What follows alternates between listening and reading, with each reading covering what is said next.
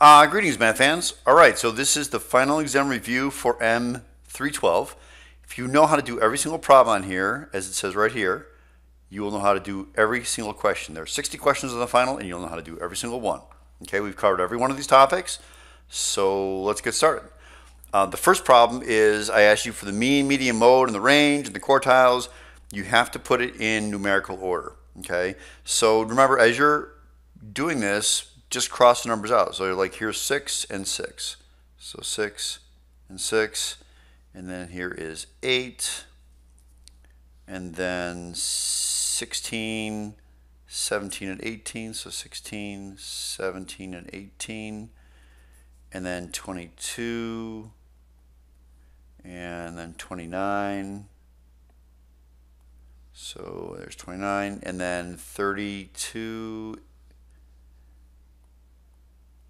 And then 42, and then the last one is 54. Okay, so it's good to count the number. Obviously we have the right numbers here. We're good to go, but you can count them just to double check. All right. So we're going to do the first thing we're going to do is we're going to do the mean. So we add all those up and we get 250, and there are 11 numbers. 1, 2, 3, 4, 5, 6, 7, 8, 9, 10, 11. Okay? If you do that, we get 22.7. So that's our mean. Okay? The median is the physical middle. Okay? There are 11 numbers. That means there's 5 here and 5 here. So this is our middle. 18. Okay, the mode is the one that occurs the most, and that's 6 because 6 occurs twice. The range is 54 minus 6. The largest minus the smallest, that gives us 48. And the first quartile, remember you look at, because there's an 18, you cross the 18 off, and then you look at the middle of this lower group here, and the middle is 8. And you look at this group here for third quartile, and the middle number is 32. Okay, it's pretty easy. Okay, let's try one more that's got the same thing here. If I arrange the numbers, again, I'm gonna go quickly here, but it's 2, 7, 9, 9, 12, 32, 38,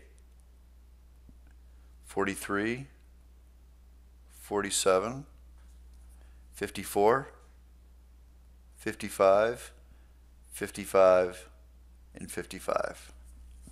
Okay, so there are 13 numbers. So the mean, if you add them up, it's 418 divided by 13. And that gives me 32.2. Okay, there are 13 numbers. So that means there are 1, 2, 3, 4, 5, 6 on one side, and 1, 2, 3, 4, 5, 6 on the other. So our median is 38. Our mode is 55 because 55 occurs the most. The range is 55 minus 2, which is 53. And remember the first quartile, you look at the lower amount here, and you look for the middle. And the middle is, since there's 1, 2, 3, 4, 5, 6, okay, you take the 2 middle ones. Wait, 1, 2, 3, 4, 5, 6. Yeah, there's 6. So you take the 2 middle ones, which are right here, and it's the average of those. Well, 9 plus 9 divided by 2 is 9. So that's nice. And then you do the other one. You take the 2 middle ones, which are these two here, the 2 middle ones. And 54 plus 55 divided by 2 is 54.5. Okay, that's your third quartile. All right. So stem and leaf plot is just another way to organize the data, and it actually orders it for you. So if you look at these numbers, you have your stem is 0, so that means it's 1, then 4, and now it's 1, 3, so it's 13. 16, 19, 20, 28, 28, 42, 42, and 42. Okay? And so we look for our middle again. There's 1, 2, 3, 4, 5, 6, 7, 8, 9, 10, 11 numbers. That means there's 5 on each side. That means, I'm sorry, that's our median is 20. Our mean is, if I add them together, I get 255 divided by 11. And that gives us 23.2. Okay, the mode is which one occurs the most, that's 42. And the range is 42 minus 1, which is 41. Okay, pretty straightforward. All right, so let's get into the next group of problems here. I give you some information about some high temperatures in June. And the question says, how many days was the temperature 76 degrees or higher? And this lists number of days. So 76 and higher means this group right here. So you count these numbers. So basically it's 9 plus 6 plus 4, which is 19. Okay? And then it says, let me erase that. Now it says, how many days was the temperature between 66 and 80? So between 66 and 80 is, here's 66 and here's 80. So it's 2 plus 8 plus 9, which is 19. Okay, so again, I'll erase this. And the next question is, how many days was the temperature 85 or below?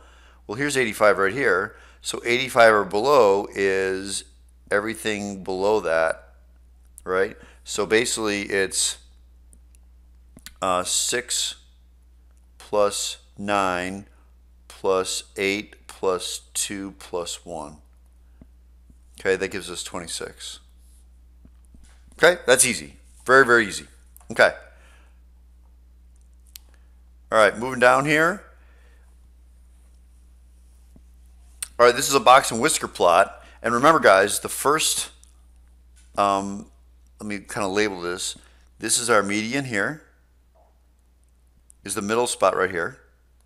Okay, this one here is our Q1, and this spot right here, and the end of the box is our Q3.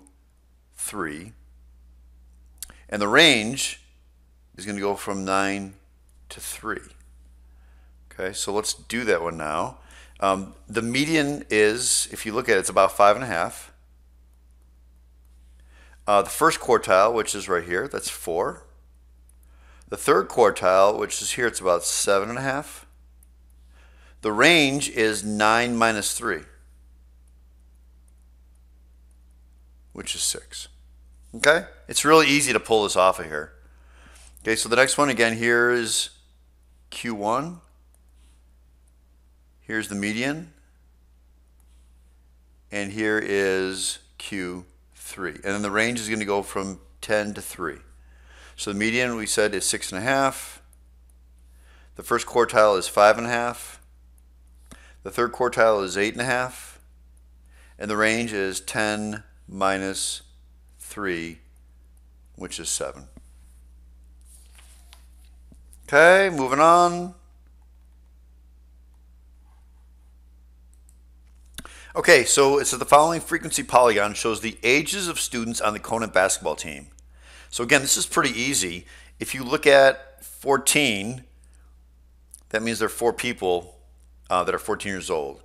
15, there's 5 people. 16, there's 2 people. 17, there's 6 people.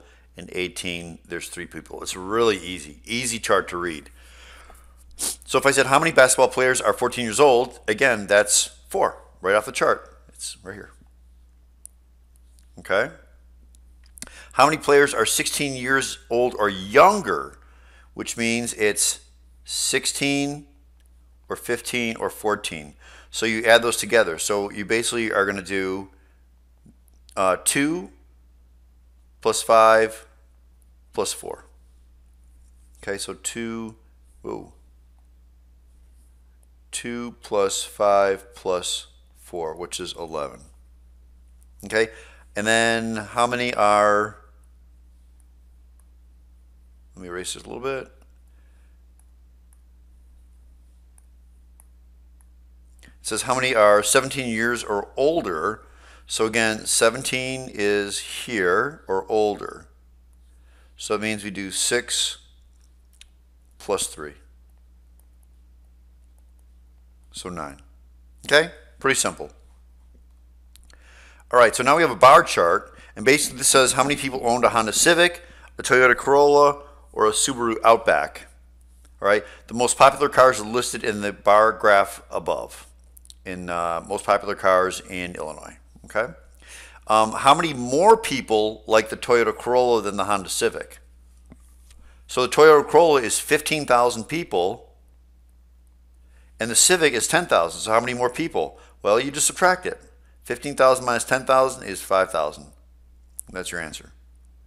How many more people like the Subaru Outback than the Honda Civic? So the Subaru Outback and the Honda Civic. So the Subaru Outback is 20,000 people, and the Civic is 10,000 people. So that's 10,000 people. Okay? Real easy. Next problem. It's just a frequency chart. Okay, it's a bar graph with a frequency and seasons. And this is, again, it's easy. In what season does the mode occur? Remember, the mode, this one right here, occurs the most. And you can see summer occurs the most. It's the higher one up here. So that's easy. Okay, if I said which one occurs the least, then it would be the spring, because it's the lowest one. So that's really super easy. Okay, moving down here. A survey was taken in Mr. Curvis's math class to see what was the first car students would purchase used. There are 46 students surveyed. The following chart shows the results. So this just shows how many people bought a Honda Civic and a Toyota Corolla, Subaru Outback, Mazda 3, and a Nissan Sentra. So if you notice here, a Honda Civic, let me move down just a little bit. A Honda Civic is, if I would highlight this here, it's 1, 2, 3, 4, 5, 6 for 12. So each oval is 2 cars. Or 2 people, I guess I should say, 2, but it's 2. Okay, you can see this. So the Toyota Corolla is 4 of these, so it's 8. The Subaru Outback, 1, 2, 3, 4, 5, 6, 7, 8. It's 8 of these, 16. The Mazda 3, 1, 2, 3, 4. It's 8. So basically, you take the number here and you divide it by 2. That's all you do, right? 12 divided by 2 is 6. 8 divided by 2 is 4. 16 divided by 2 is 8. 8 divided by 2 is 4. And what's 2 divided by 2? 1. So this only has 1. And that's the answer to this problem. Okay? They ask you how many ovals would be above the Nissan Sentra? 1. Okay? If that number was, instead of 2, it was 20, you divide it by 2 and you get 10.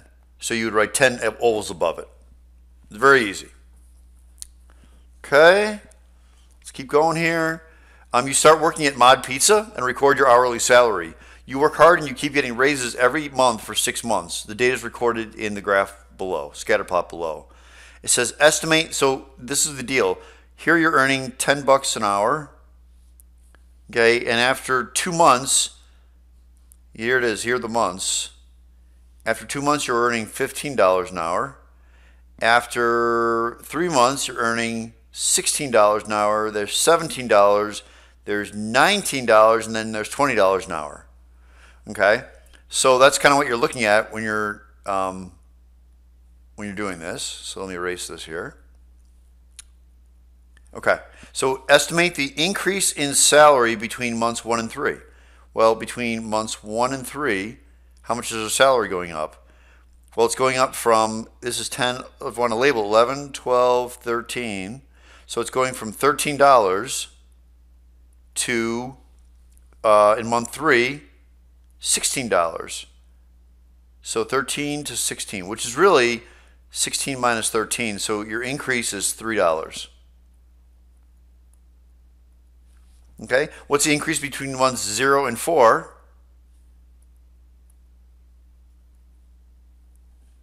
So between months 0, which you're making $10 an hour, and 4, which is you're making $17 an hour. So it's going to be, let me erase or cross this off here. It's going to be 17 minus 10, or 7.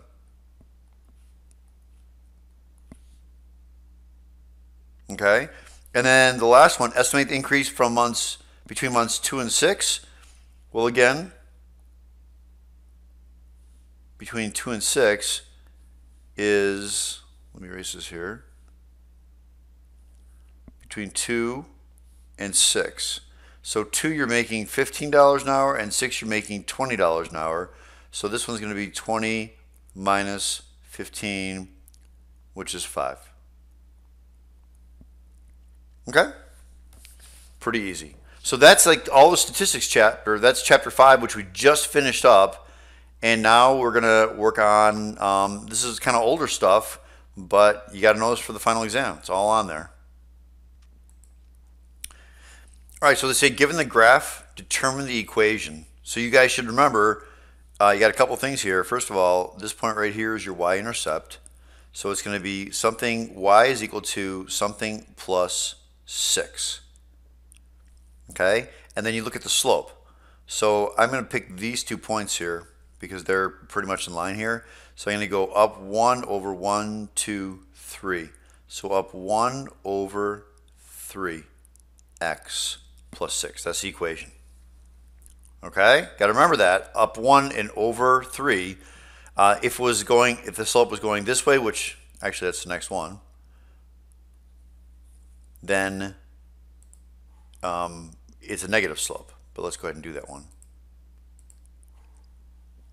Okay, so the y-intercept right here is -4. So it's y is equal to, and then pick 2 points here. We're going to pick this one and this one. So it's down 1, 2, 3 over 1. So down 3 over 1 x. So the easiest way to write it, which you'll probably see on the final exam, is y is equal to -3x minus 4. Okay? All right, cool. All right, let's move down here. Find the slope of the following lines. Again, this is really easy. Remember, guys, this is the slope. And this is the slope. It's super easy. Okay, so -5/7 and 4. All right, identify the graph by choosing the following equations. So remember, with this one here, this is absolute value. Okay, so if you look at which one absolute value is, this one on the right is absolute value. So this is y is equal to absolute value of x plus 1. So it's absolute value. So remember, this has got a v. So v for value. Okay. The next one here, this is linear. So that's the middle equation here. So it's y equals x plus 1. So it's linear. And this one's quadratic. So it's y is equal to x squared plus 1. And that's quadratic. So you should be able to recognize them. All right. All right, plot the following points. You guys should be good at plotting points here, I hope. Okay, -1, -4. So -1, -4. Right here. That's this one. And then 7, -1 is here. That's that one there. And -6, 0 is here. And -1, 5. That's here. and 0, negative 8 is here. Okay? This next one is it says, what is f of 3? Right here. That means you're taking a 3 and you're plugging it into x. So it's 6 times 3 minus 11. Again, you can use your calculator, that's fine. But you get 18 minus 11, so the answer is 7. Okay? And then the next one, you're putting, it's negative 6 times negative 2 plus 4.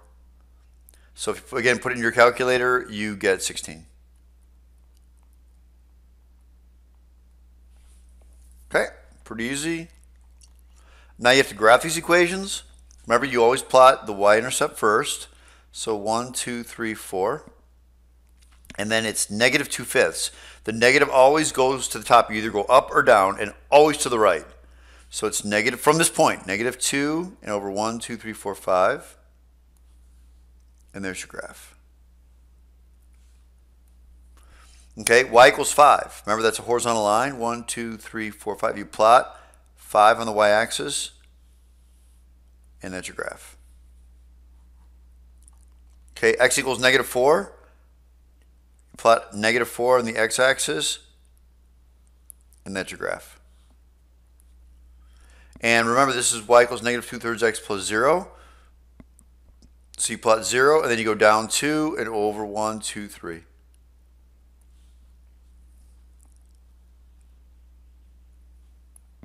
Okay. All right. Now, graph the solution on a number line for their and or. Remember, or always point this way, and is always this way. It's always a barbell. Okay? So be careful which way you plot it. This is negative 4 over here, and this is 2 over here. So x is greater than or equal to 2, or less than negative 4. And that's the graph of that. Okay, this next one, again, make sure you put everything in the right place, negative 2 and 7. So x is greater than 2, and x is less than or equal to 7. So really, this is my graph between negative 2 and 7. Okay, that's for and. And or points outwards. All right. Graph the given inequality. So remember, it's really easy. Here's negative 3, and it's an open dot going this way. This is less than or equal to 7, so it's a solid dot, and it points to the left. Okay, solving inequality. Remember, you have to distribute. So negative 3 times 2x is negative 6x. Negative 3 times negative 1 is positive 3 is greater than or equal to 21. So minus 3. So negative 6x is greater than or equal to negative, or is equal to 18. And then divide by negative 6. Whenever you divide by negative, you switch around the inequality. So x is now less than or equal to negative 3. Okay? This one I'm going to divide by negative 7. So x is, switch the sign, x is less than or equal to negative 5. Okay, so here add 7. So 2x is less than 12. Divide by 2. X is less than 6. And here I'm going to add 3. Again, use your calculator. X is greater than negative 9. Okay? This one has no inequality, so just an equal to sign. So, distribute. So you get 2x plus 8 minus 3 equals 11. So 2x, 8 minus 3 is 5. I'm going to subtract 5 from all sides. So 2x equals 6. Divide by 2, x equals 3. Okay, this one I'm going to subtract 5 from both sides. So 2x is equal to 6. divide by 2, x equals 3. I'm going to add 8 to both sides. So 4x equals 16. Divide by 4, x equals 4. Okay, this is easy. Subtract 5, x equals -7. I'm going to add 3 to both sides. So I will get x equals 9. And then this one, divide by 7. So x equals 8. Okay, a couple more here. Remember, you multiply by 14 to get rid of the 14 in the denominator, so that cancels. So you multiply, take your calculator, multiply, and x equals -98. Here we divide by -5, x equals 8. And here again we multiply by -5, which cancels that out, and we get x equals -20. Okay, a couple more here. We're going to add 6 to both sides. So 2x is equal to 24. Divide by 2. X equals 12. Okay, I distribute this. So 2x minus 10 equals -16. I move the x to the left side. And then I'm going to add 10. So 2x equals -6. Divide by 2, x equals -3. Okay, and then subtract 6. So 5x is equal to 35. Divide by 5, x equals 7. All right, now this one is just distribute. There's no equal to sign. You're not solving. You're just distributing. So I distribute the negative to both terms. So -4x plus 8. That's it. Just simplifying. Okay, so this one, please, the 4x is all by itself. Okay, so don't touch the 4x. And you're going to distribute the 3. So plus 15x, 3 times 5 is 15, plus 18. 3 times 6 is 18. And then you combine like terms. So those are like. So it's 19x plus 18.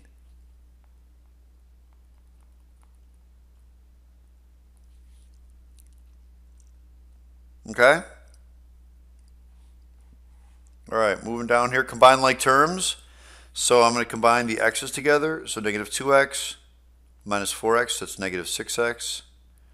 And then I'm going to combine the y together. There's 2 y's. So 4y plus 2y is 6y. And then combine the numbers together. So 5 minus 2 is 3. So that's your answer. -6x plus 6y plus 3. Okay, so same thing here. Let's do the x's. So -x minus 4x plus 4x. So if again you put that in your calculator, -1 minus 5, -6 plus 4, so it's -2x. And then we're going to do 4y plus 3y, which is 7y. And then we'll do the number. 6 minus 2 is 4.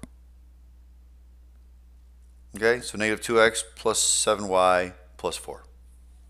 Okay, pretty easy.